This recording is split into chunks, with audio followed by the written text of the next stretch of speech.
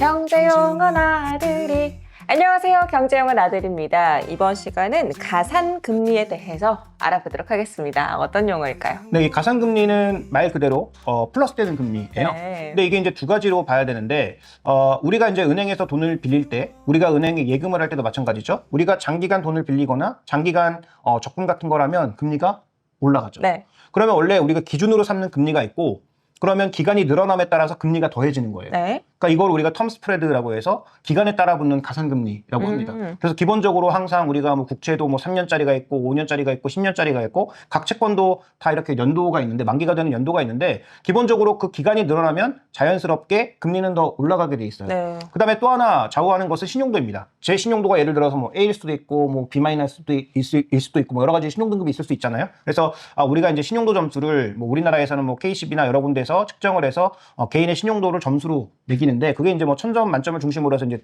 떨어지게 되잖아요. 그래서 그 신용 점수대로 또 기준금리에서 얼마만큼의 금리를 더해서 그 사람에게 대출을 해주게 되죠. 그래서 내가 뭐 할부 상품을 사거나 아니면 카드로 무언가를 이용하거나 할 때, 혹은 은행에서 대출을 할 때, 뭐 카드를 사용할 때는 좀 다를 수 있겠지만 어쨌든 은행에서 대출을 할 때 그 대출을 받는 금리에 기준금리가 있고 그 사람의 신용도에 따라서 더해지잖아요. 그러니까 금리의 구조라는 걸 기본적으로 살펴보면 가장 기준이 되는 기초금리가 있고, 거기에다가 기간 스프레드가 붙고, 그다음에 신용도에 따른 스프레드가 또 붙는 거예요. 그래서 전체적으로 우리의 금리라고 하는 것은 각 사람마다 다 다를 수밖에 없고, 거기에 더해지는 것이 가산금리인데, 가산금리는 기간 스프레드와 그다음에 신용 스프레드 두 가지로 이루어져 있다, 이렇게 말씀드릴 수가 있고요.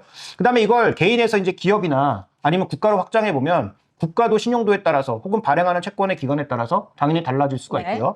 이런 금리 스프레드의 변화가 급격하게 나타나게 되면 채권 가격이 또 급격하게 변해서 전 세계 자금이 굉장히 출렁일 수 있습니다. 환율도 출렁일 수 있고요. 그래서 개인 측면에서도 중요하지만 국가와 기업 측면에서도 이 스프레드, 가산금리를 아는 것은 네. 굉장히 중요하다, 이렇게 봐야 될 것 같습니다. 좋습니다. 오늘은 가산금리에 대해서 알아봤고요. 경제용어 나들이 다음 시간에는 가상통화에 대해서 알려드리겠습니다.